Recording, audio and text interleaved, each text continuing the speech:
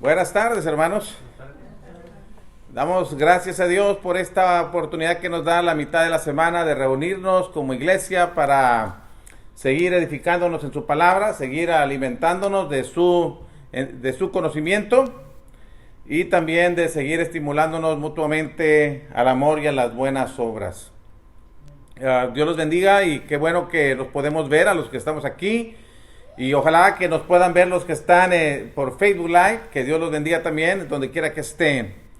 Esperamos en el Señor que podamos tener a algunos otros viniendo en el camino, que lleguen sin ningún problema. Pero mientras, nosotros vamos a empezar nuestro servicio de esta tarde. Vamos a orar a nuestro Dios, vamos a seguir cantando himnos que glorifican su nombre y edifican la iglesia también.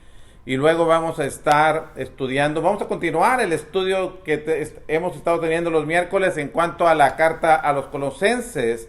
Y el tema general que presenta esa carta es la preeminencia de Cristo. Y vamos a ver más acerca de que Cristo es preeminente. Vamos a estar abordando los versículos 15 en adelante. Es hasta el 25, pero no los vamos a leer todos hoy. Pero sí queremos avanzarle por lo menos hasta el versículo 18, que dice algunas cosas de las cuales Cristo es preeminente. Cristo es preeminente. Así es de que vamos a empezar, hermanos. Marcos nos va a dirigir en los cantos y vamos a orar a nuestro Dios. Vamos a pedirle a nuestro hermano Rivas que desde tu lugar, hermano, nos dirijas a Dios en oración. Vamos a orar. Bendito Dios y Padre nuestro, te agradecemos el privilegio que nos da de estar aquí sanos y salvos, Señor.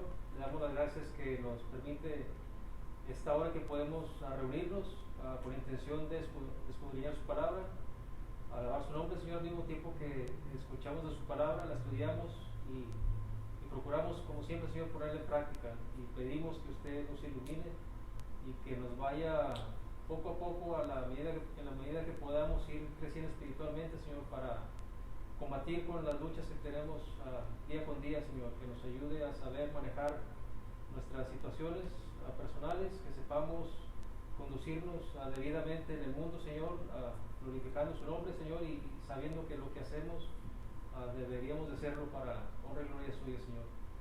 Le pedimos, Padre Celestial, que en esta hora también usted bendiga a los hermanos que todavía puedan venir en camino, que bendiga a aquellos que no pueden estar por causas mayores y que aquellos que también están enfermos luchando con esta situación, que usted les permita encontrar sanación, Padre, y que sea lo que sea, Señor, que siempre sepamos que lo que debemos procurar es estar bien delante de usted, Señor, para el día que usted nos pueda llevar a cuentas. Padre Celestial, pedimos que usted bendiga a cada familia aquí representada, que nos bendiga como hermanos, como familiares, como hermanos en Cristo, Señor, y que nos permita siempre procurar fomentarnos al amor y a las buenas obras, Señor. Padre Celestial, pedimos que también nos perdone por nuestras faltas, porque conocemos que no somos perfectos, mas aún pedimos que nos siga animando, Señor, y que entre unos y otros podamos estimularnos a siempre buscar lo mejor para nosotros mismos, que es servir a usted, Señor. Nuevamente damos gracias por todas sus bendiciones y en Cristo Jesús, su amado Hijo, se lo pedimos todo. Amén. Amén. Bueno, gracias, hermano, por acordarte de los hermanos enfermos. Bueno, deseamos que los hermanos Hernández, que estuvimos ayer conversando con ellos por la clase por Zoom, puedan estar hoy mejor. La hermana se estaba sintiendo un poco malita y bueno, Carlos con algunos problemas de tos. Deseamos que sea todo el problema que puedan tener. Igual nuestra hermana Alicia, nuestra hermana María Vega, nuestra hermana Élida, el esposo de nuestra hermana María Vega, la hija y los nietos de la hermana Alicia, que también estuvieron malitos, que gracias a Dios han ido recuperando. Y bueno, hermanos, pues cuidémonos y sigamos orando por nuestros hermanos enfermos. Por nuestra hermana Sandra, que también ha estado... nuestra hermana Sandra García, que también está siguiendo con su tratamiento por su problema del cáncer. Está nuestro hermano Jorge también, que también seguimos orando porque Dios le bendiga y pronto pueda estar bien de su pie. Y bueno, cada uno de nuestros hermanos, la hermana Córdoba, nuestra hermana Panchita, nuestra hermana Socorro López y nuestros hermanos Guerrero y todos nuestros hermanos, que Dios los bendiga y que los que están enfermos se recuperen y los que están en buena salud la conserven, ¿ok? Y que todos sigamos glorificando a Dios en las circunstancias en las que nos encontremos en estos momentos. Vamos a dar el lugar a nuestro hermano Marcos.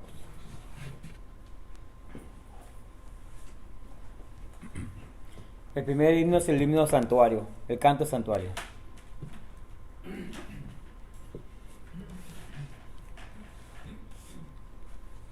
Si están listos, entonemos.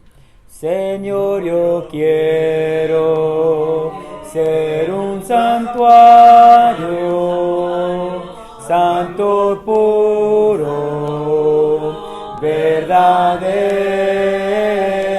te agradezco. Dame la vida, un santuario para ti. Muestra a tus hijos para las guerras, a unirse, a ser uno y cantaremos,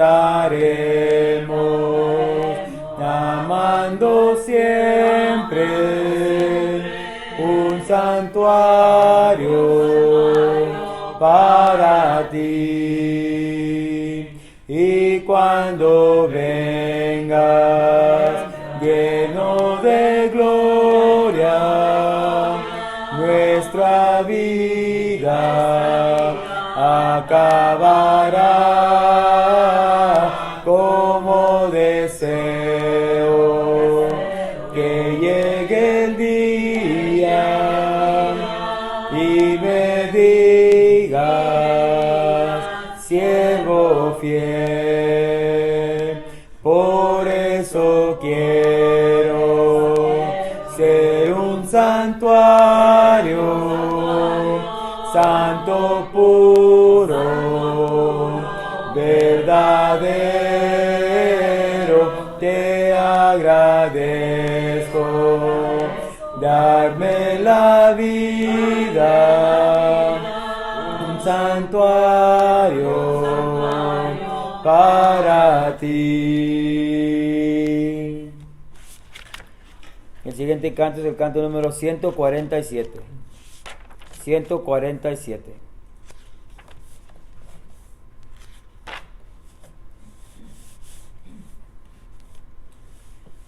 Si están listos, tenemos. Brama la mar, oh maestro, y ruge la tempestad. La vasta expansión de los cielos se llenan de oscuridad. ¿Quieres que aquí perezcamos? Puedes dormir así. Cuando el mar agitado nos abre profundo sepulcro aquí, los vientos, las ondas oirán tu voz, sea la paz. Calmo las iras del fiero mar, las luchas del alma las hago cesar, y así la barquilla va el Señor. Hundirse no puede en el mar traidor. Doquier se cumple tu voluntad, sea la paz, sea la paz. Mi voz resuena en la inmensidad, sea la paz. En mi aflicción, oh maestro, te busco con ansiedad.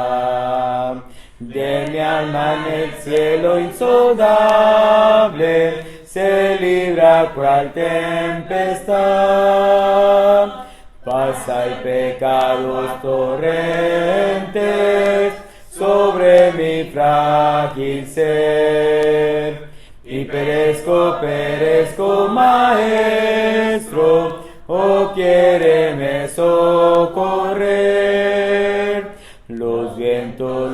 ondas oirán tu voz, sea la paz. Calmo las iras del fiero mar, las luchas del alma las hago cesar, y así la barquilla va el Señor, hundirse no puede en el mar traidor. Doquier se cumple tu voluntad, sea la paz, mi voz resuena en la inmensidad, sea la paz. Cesa el terror, oh Maestro, los vientos se amainan ya, y sobre el cristal de las aguas el sol resplandecerá.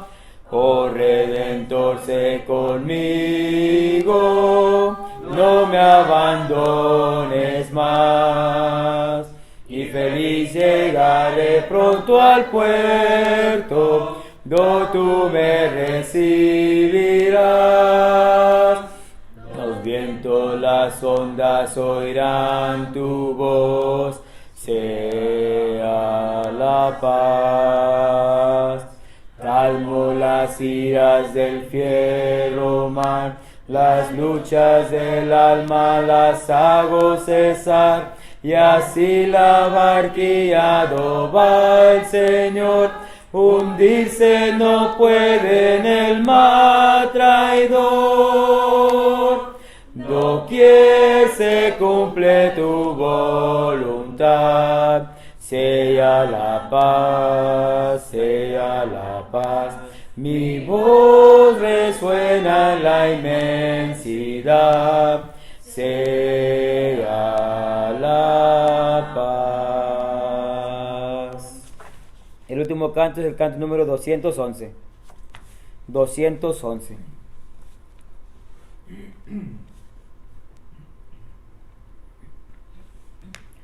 ¿Y están listos? Entonemos. Hay más allá del cielo azul, un Dios que humano no lo ve. Pintó los cielos con su luz e hizo el mundo con poder. Existe un Dios, Él vive hoy, en Él vivimos y perduramos. Al primer hombre del polvo crió, el gran yo soy, es nuestro Dios, es nuestro Dios. Hubo allá en el tiempo antiguo un Dios que a profetas habló. Conozca usted al gran divino, pues su palabra reveló. Existe un Dios, Él vive hoy, en Él vivimos y disfrutamos. Un primer hombre del polvo crió, el gran yo soy, es nuestro Dios, es nuestro Dios. Mi vidas libres del error, segura en mi Dios está. No entiende esto el pecador, solo mi Dios comprende ya. Existe un Dios, Él vive hoy, en Él vivimos y perduramos. Al primer hombre del polvo crió, el gran yo soy, es nuestro Dios, es nuestro Dios. su Hijo dio. Su vida el Hijo quiso dar. Allí del mal nos libertó para tomar su eternidad. Existe un Dios, Él vive hoy, en Él vivimos y perduramos. Al primer hombre del polvo crió, el gran yo soy, es nuestro Dios, es nuestro Dios.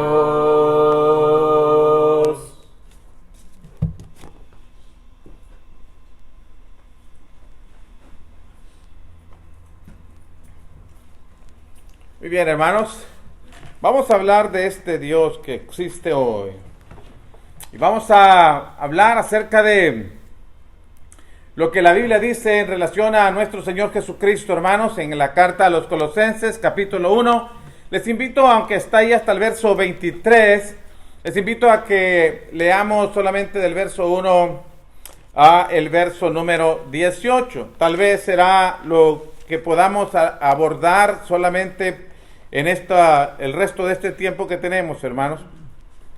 Entonces les invito a que leamos esos 3 versículos.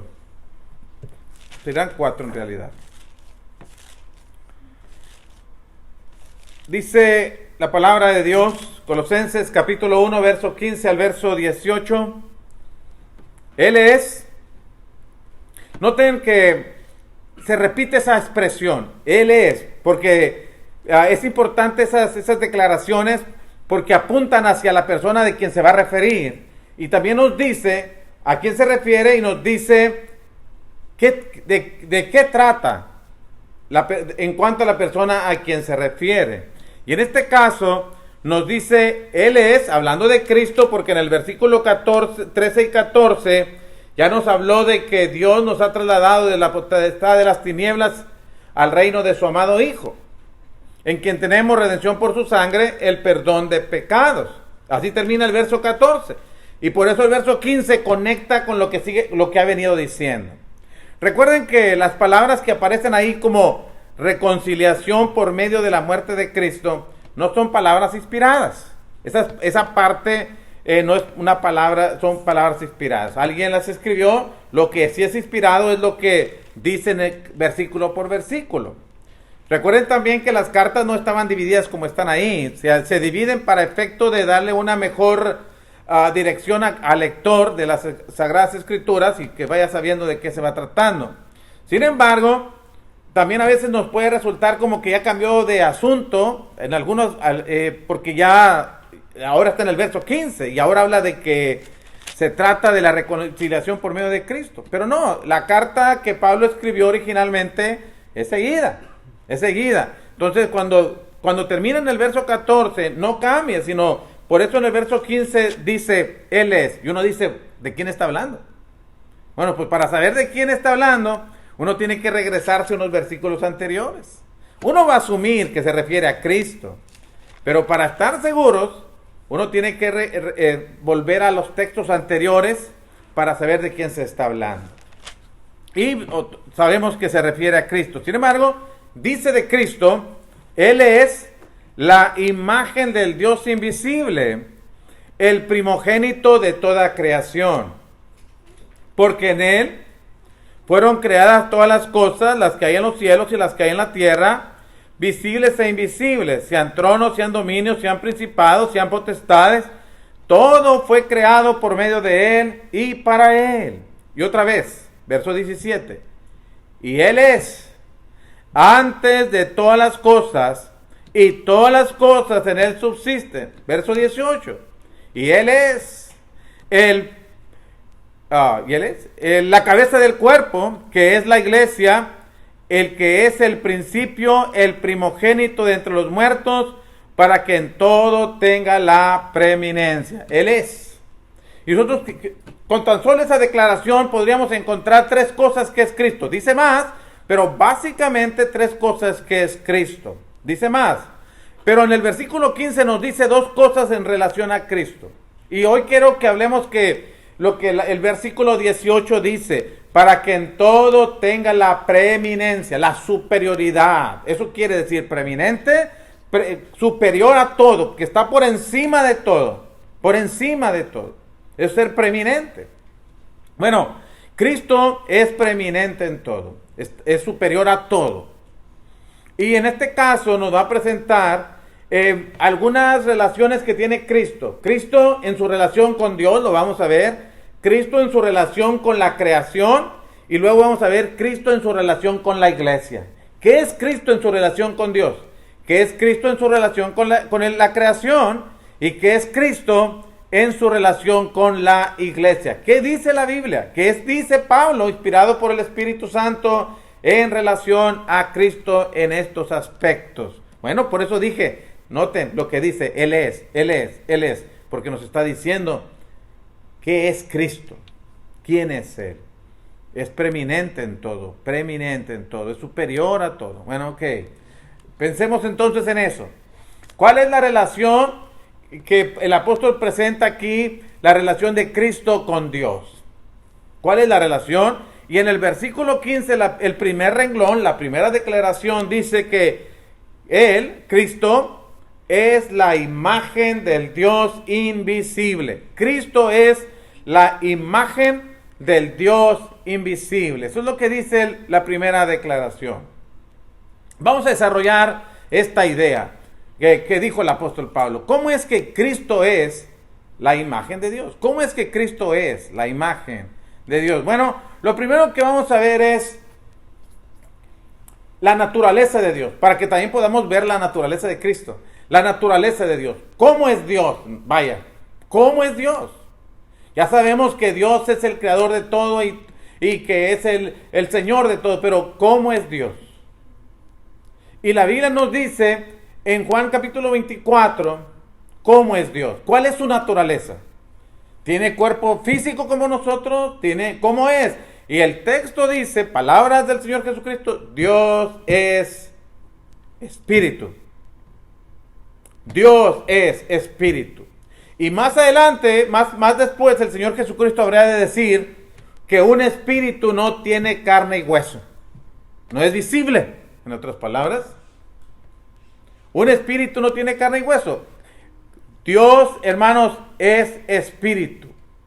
No tiene forma visible. De hecho, a Dios, por cuanto es espíritu, no tiene una forma visible. A Dios nadie lo ha visto jamás. Juan capítulo 1, verso 18 dice eso. A Dios nadie lo ha visto jamás. En 1 Timoteo 6, 16, dice la Biblia, hablando del apóstol Pablo, que Dios habita en luz inaccesible.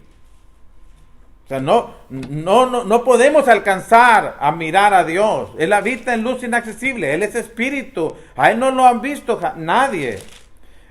Dice literalmente el texto de 1 Timoteo 6, 16. El único que tiene inmortalidad, que habita en luz inaccesible. Y noten, a quien ninguno de los hombres ha visto ni puede ver. Los hombres no lo han visto, no lo pueden ver a Dios, porque es espíritu, porque habita en luz inaccesible, y no es, porque habita en luz inaccesible, no está accesible a los ojos del hombre. Nadie lo ha visto. Hay una experiencia por parte de Moisés en el Antiguo Testamento que Moisés dice a una manifestación de Dios, quiero verte. Dijo, voy a pasar y voy a cubrir tu vista, no vas a ver mi rostro, solamente vas a ver mis espaldas. Pero fue una manifestación de Dios, como sucedían en aquel tiempo.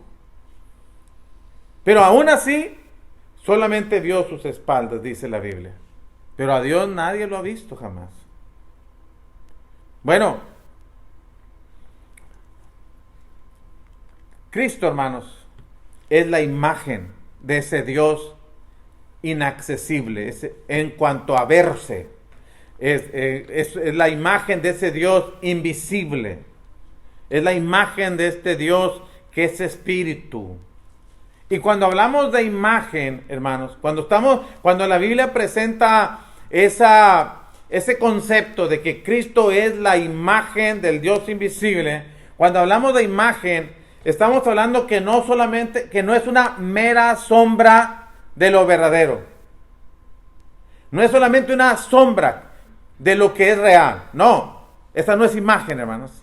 La imagen, tanto en Hebreos capítulo 1 como aquí en Colosenses capítulo 1 verso 15, imagen es una representación o una manifestación exacta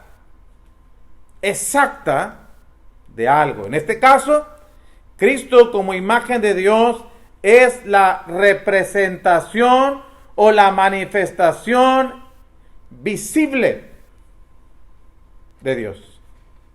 El que nadie puede ver, el que habita en luz inaccesible, el que es espíritu y por lo tanto no se puede ver, lo podemos ver en quien es la imagen del Dios invisible. En Cristo Jesús. Por eso si usted ve Colosenses 1:15, dice que Cristo es la imagen del Dios invisible. En Juan capítulo 1 verso 18 dice, a Dios nadie lo ha visto jamás. A Dios. Pero el texto no termina así. El texto dice que Cristo le ha dado a conocer. Cristo le ha dado a conocer. Dice literalmente el texto, a Dios nadie le vio jamás. El unigénito Hijo que está en el seno del Padre, Él le ha dado a conocer. Bueno, mis hermanos, con razón.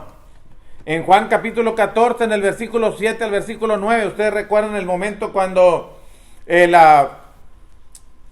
Felipe le dijo a Jesús, muéstranos al Padre y nos basta.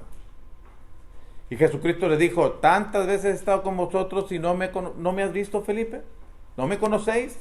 El que me ha visto a mí, ha visto al Padre. No porque son la misma persona, sino porque en la persona de Cristo, hermanos, nosotros podemos ver a Dios encarnado. Podemos saber cómo piensa, lo que siente, sus enseñanzas, cómo reacciona ante el pecado, cómo reacciona ante un insulto. Lo podemos ver perfectamente. Si usted lee Colosenses 2:9, dice que en Cristo habita corporalmente toda la plenitud. Y es una hipérbole eso, hermanos. Es una exageración. Cuando el texto dice, porque en Él habita toda la plenitud, Pablo está exagerando. Y no está exagerando como para decir algo que no es cierto, sino está queriendo dejar claro, asentado, que Cristo tiene todas las cualidades que Dios tiene. Él pudo haber dicho solamente en Cristo habita toda la plenitud. En Cristo habita toda la deidad. Y era suficiente. Pude haber dicho en Cristo habita la plenitud de la deidad. Y era suficiente. Pero no, Pablo quiso dejar claro que en Cristo habita todo lo que es Dios. Por eso usó esa exageración cuando dijo habita toda la plenitud de la deidad. Es decir, que todo lo que es el Padre es el Hijo. Todo lo que tiene el Padre lo tiene el Hijo. Es exactamente. Por eso Cristo es la imagen del Dios invisible. Por eso cuando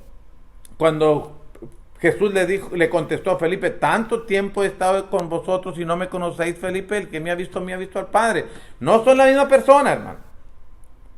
Pero sí tienen la misma naturaleza, el mismo poder. Exactamente. ¿Ok?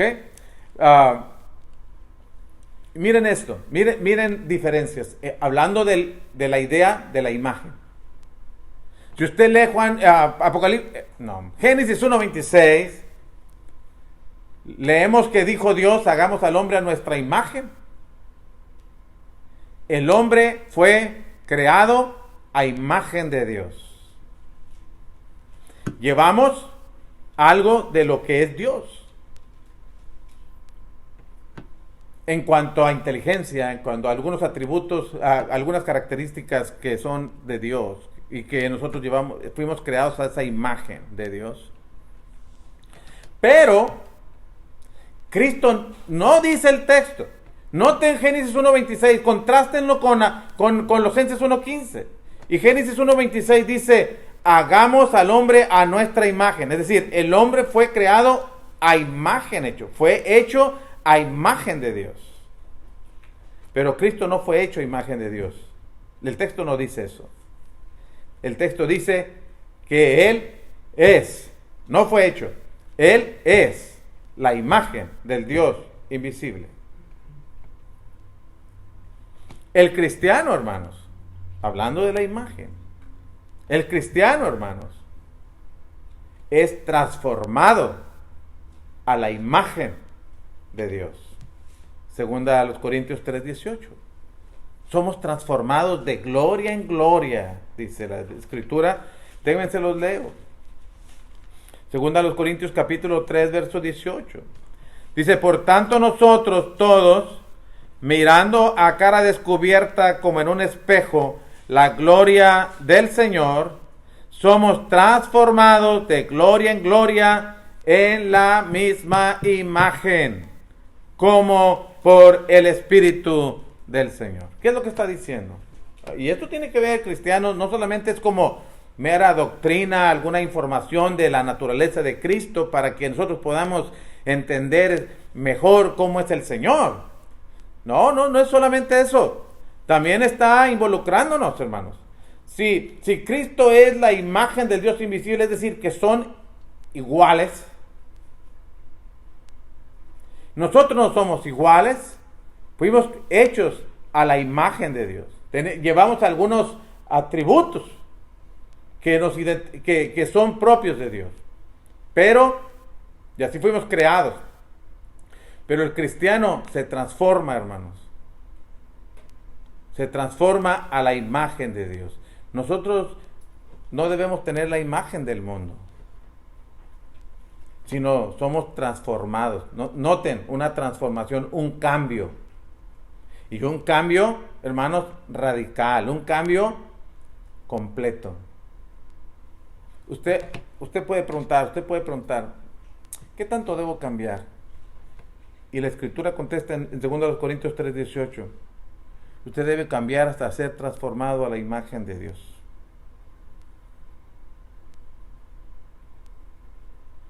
Y con esa respuesta, hermanos, y con ese texto, nadie puede decir, yo ya hice todo lo que tenía que hacer en cuanto a mis cambios en la vida, en cuanto a mis cambios en conducta, en sentimientos, en pensamientos, en acciones. Porque nos vamos transformando. Y nos vamos transformando de gloria en gloria, de un cambio a otro, hasta tener la imagen como la meta. Cada día parecerme más a Dios o a Cristo. Cuando usted tiene eso como meta en la vida, cuando tenemos eso como meta en la vida, hermanos, nadie te empuja a cambiar. Nadie te empuja a ser fiel. Sabes lo que debes hacer.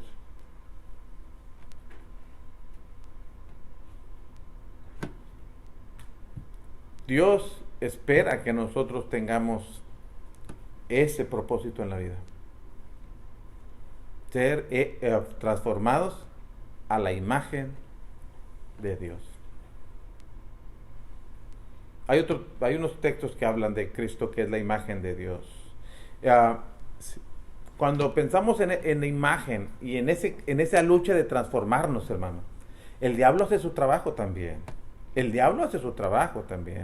Y en 2 Corintios capítulo 4, en el versículo 4, no está ahí en los datos que están en la pantalla, Pero en 2 Corintios 4:4 el apóstol Pablo dice, desde el versículo 3, que si nuestro evangelio está encubierto, dice, entre los que se pierden está encubierto. Y dice el verso 4, en los cuales el Dios de este siglo cegó el entendimiento de los incrédulos para que no les resplandezca la luz del evangelio,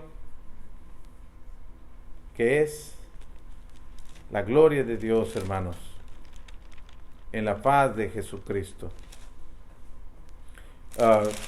Déjeme, se lo leo literalmente.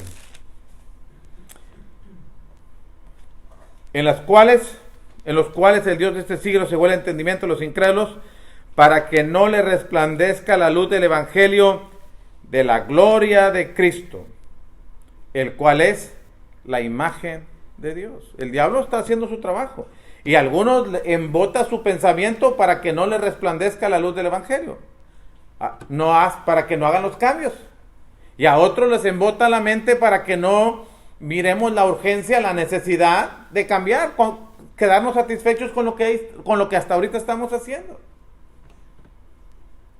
Hace su trabajo, pero nosotros somos transformados de gloria en gloria, de cambio en cambio, de mejor a mejor, a la misma imagen de Dios. En eso, mis hermanos, todos debemos estar trabajando día con día. Día con día. Hablábamos el domingo de cuál es su propósito en la vida. Bueno, ojalá que ese sea uno de nuestros propósitos en la vida. Ser cada día más como el Señor. Hay un canto muy bonito que se llama así, ¿no? Quiero ser más como tú. Pero veamos el otro aspecto. Cristo no solamente es la imagen de Dios. Fíjense que solamente estamos en un solo renglón. Solamente estamos en un solo renglón y hay más cosas que decir al respecto. Pero no solamente es eso. También Cristo, hermanos, en cuanto a su relación con la creación, Cristo es el primogénito. Dice el versículo 15, otra vez Colosenses capítulo 1 en el versículo 15, dice que Cristo es la imagen del Dios invisible, el primogénito de toda creación. Cristo es el primogénito de toda creación. Cuando pensamos en la palabra primogénito, ¿a qué salta a nuestra mente inmediatamente? El primero, pero pensamos el primero en tiempo. Pensamos el primogénito, consideramos que es el primero en tiempo. No siempre, hermanos, no siempre. La palabra primogénito no siempre significa primero en tiempo. La palabra primogénito también tiene otra connotación que la Biblia presenta y que en este caso se está refiriendo a Cristo Jesús. Por eso les dije, ser el primogénito no significa no significa ser la primera cosa creada, porque alguna perversión de las Sagradas Escrituras dicen que él es el primogénito de toda creación, porque en él fueron creadas todas las otras cosas, le añaden en el verso 16, porque en él fueron creadas todas las otras cosas, sugiriendo que cuando dice las otras cosas, quiere decir que Cristo es una cosa creada. Así lo enseña. No, Cristo no es una cosa creada y ahorita vamos a explicar ese asunto, hermano, tratar de explicarlo. Lo primero que debe quedar claro es que la palabra primogénito no siempre significa el primero en tiempo. Y vamos a poner ese ejemplo de Éxodo capítulo 4, verso 22. Y ahí mismo, y el Salmo 89, verso 27 también, pero Éxodo capítulo 4, en el verso 22, Dios hablando del pueblo de Israel dice: y dirás a Faraón,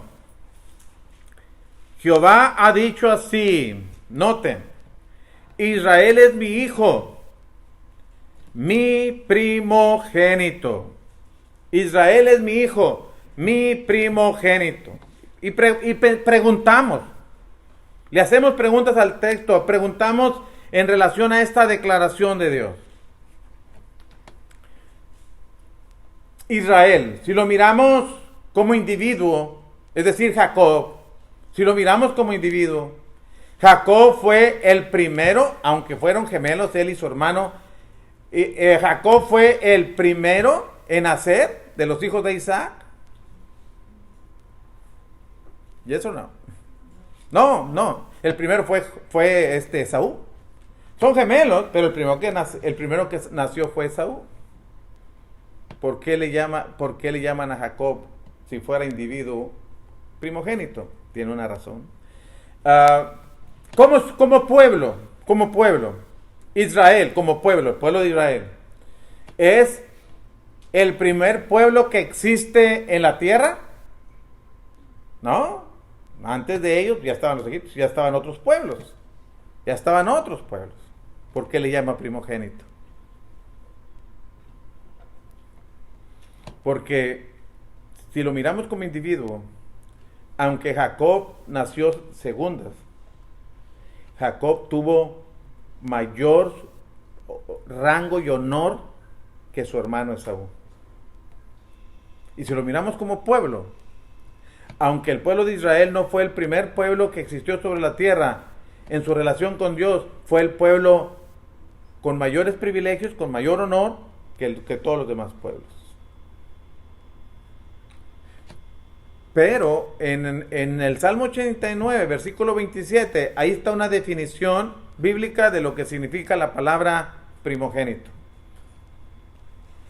Salmo 89, versículo 27.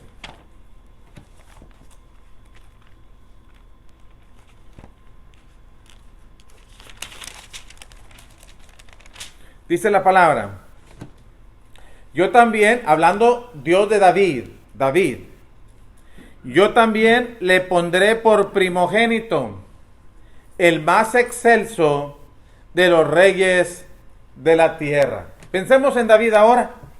Y les pregunto, ¿David era el hijo mayor en la casa de su padre? No, antes de él había otros 7. No es el primogénito, no es el primer hijo nacido en la casa de Isaí.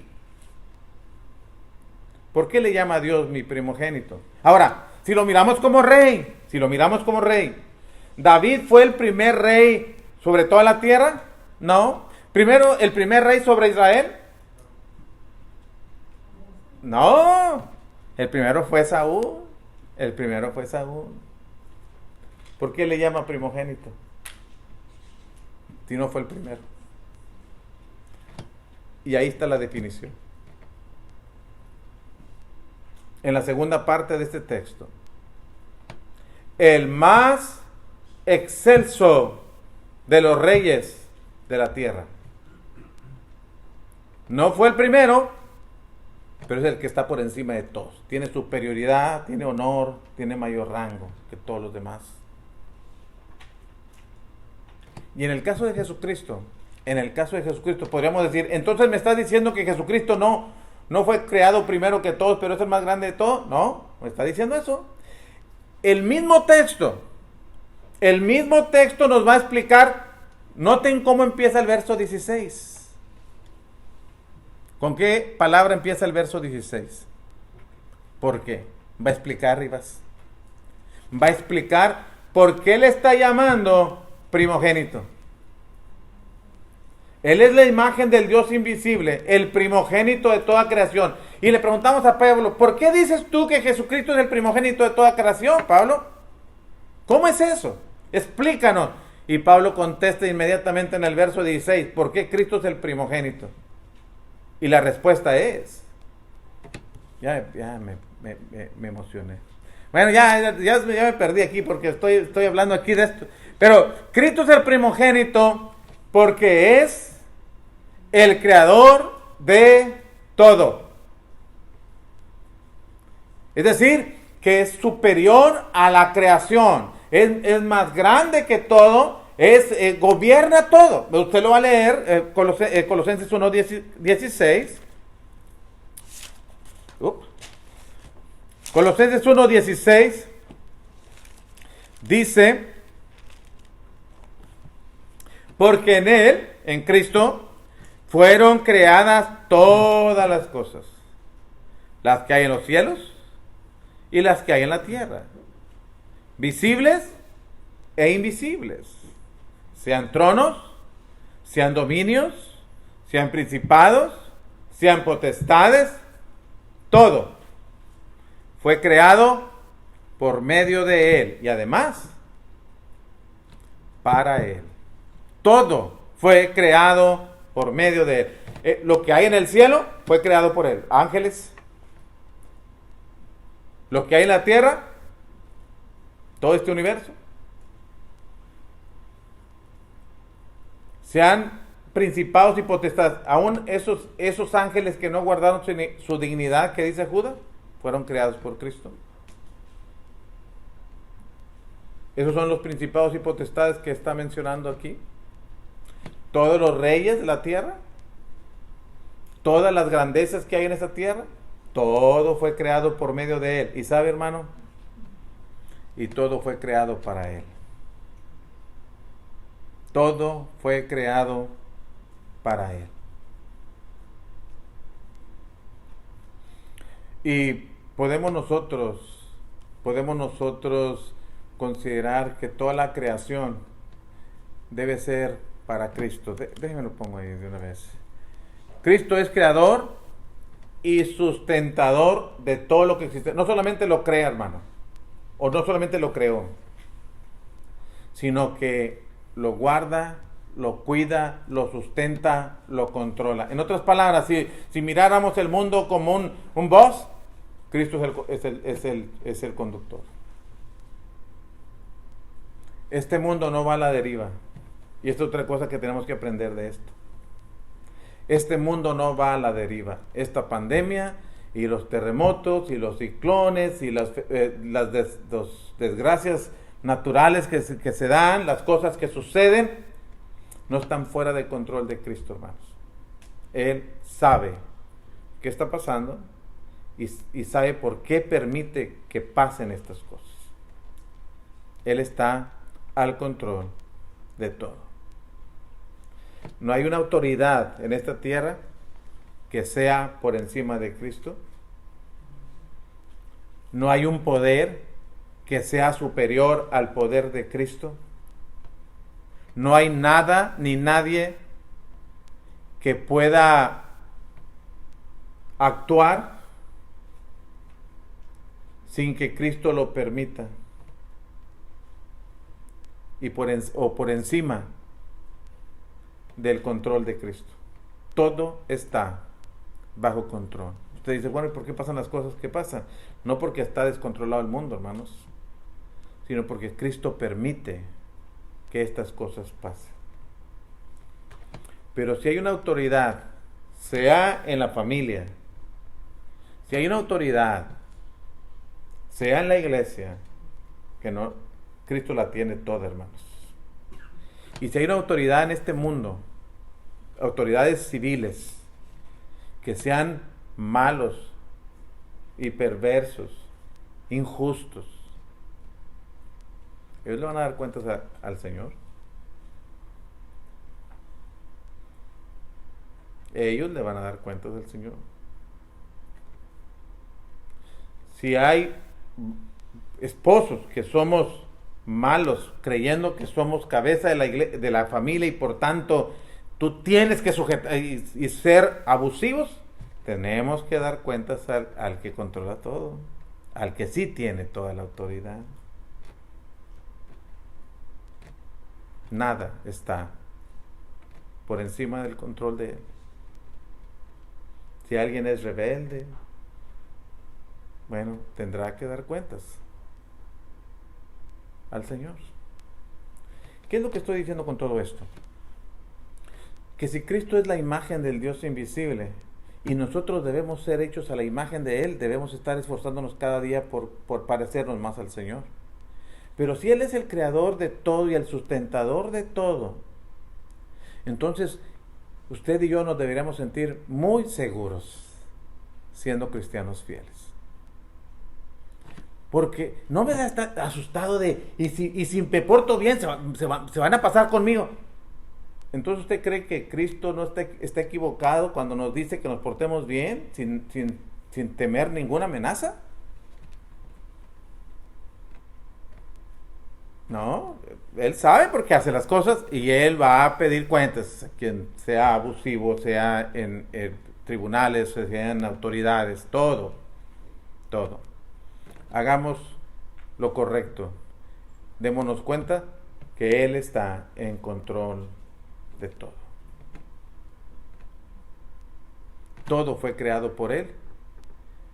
Y otra vez, si andamos buscando un propósito en la vida, lea lo que termina diciendo el verso 16. Usted fue creado por Él. ¿Y qué? ¿Cómo dice?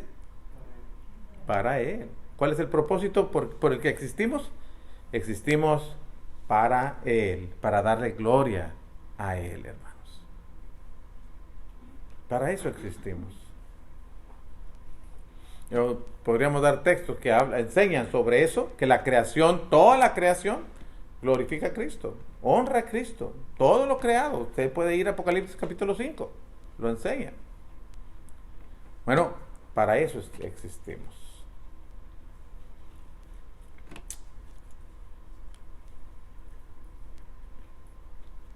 Y todas las cosas en Él subsisten. Bueno, tenemos que pensar en las cosas que estamos diciendo, hermanos, y vamos a quedarnos ahí porque no vamos a poder avanzar la otra parte. Ya nos quedan un par de minutos y bueno, vamos a ser respetuosos del tiempo, pero quiero que veamos a quién servimos, hermanos. Quiero que observemos lo que una vez Daniel le dijo a Nabucodonosor. Dios pone reyes y quita reyes, da poder a quien quiere se lo quita, y Él es soberano.